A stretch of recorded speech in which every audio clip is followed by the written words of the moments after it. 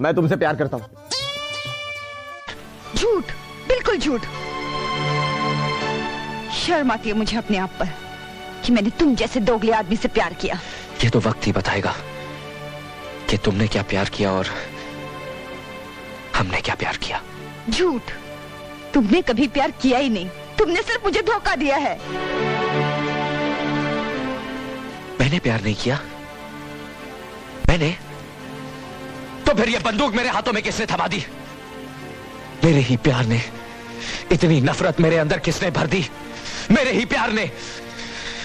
वतन, मुल्क, देश, बाबूजी, घर, मां, क्या नहीं खोया मैंने अपने इस प्यार की खातिर। इस प्यार ने तो मेरी सारी जिंदगी बदल कर रख दी। और तुम कहती हो मैंने प्यार नहीं किया? जब दिल ही टूट गया जी कर क्या करेंगे। का भाई काहे रोताड़ा? का बताई मैडम जी, हम बहुत मजबूरी में बानी।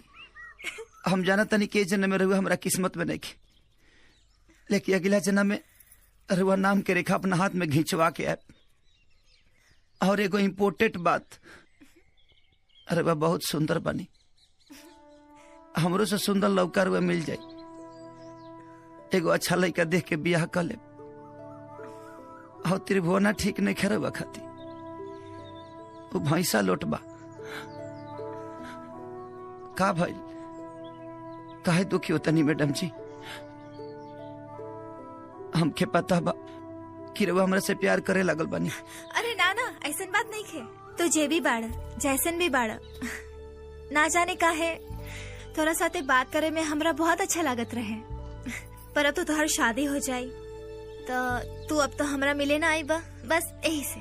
ऐसे कैसे ना मिले? अरे वो जब भी बुलाए हम घप देना चले।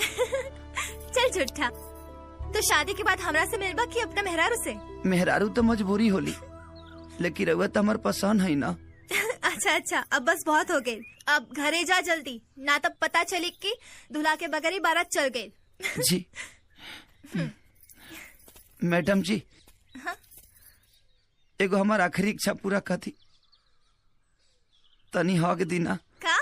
हाँ, हाँ हीरो हीरोइन फिल्मिया में अलग होके से पहले हगे ला लो ना, और सही रहुआ हग दीना। अच्छा हक चाहिए? हाँ तो ऐसन बोलो